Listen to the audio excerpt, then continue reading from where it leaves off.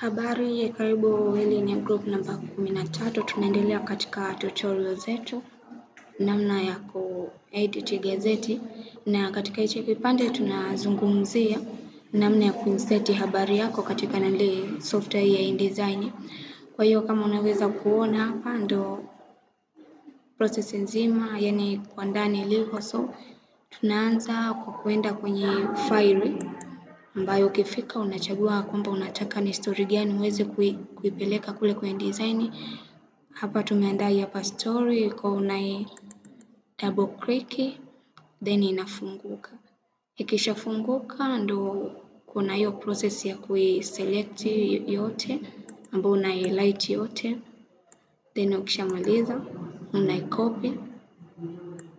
Afu then kuna hizi symbols huku chini ambazo ndo utaangalia hapa. Kuna hapa InDesign, then utaiclick inafunguka. Then baada ya hapo unakuja hapa kwenye rectangle ambapo yenyewe ndio itakupatia hasa kwamba utengenezee box lake na ile headline. Kwa utaiclick, afu then ukifika hapa utaiachia.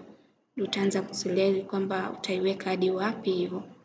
Then tukishamaliza hapo tunakuja hapa kwenye hichi cha text ambacho tuna click, alafu tunakuja tunabonyeza, alafu then tunaipaste ile headline yetu kama unaweza kuona hapa. Then baada ya hapo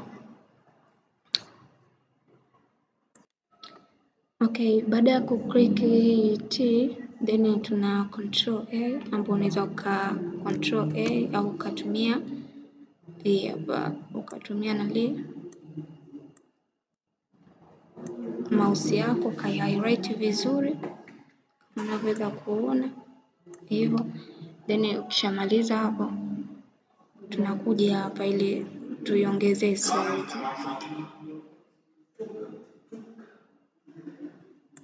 Then tutakuja hapa hivi ambapo tuna increase size ya hayo maneno ambapo tuta increase leo tunaona kwamba enda kuwa vizuri.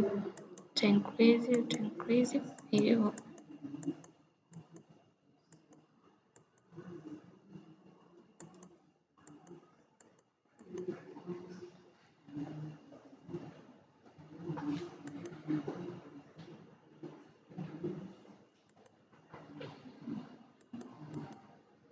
Hapo tayari.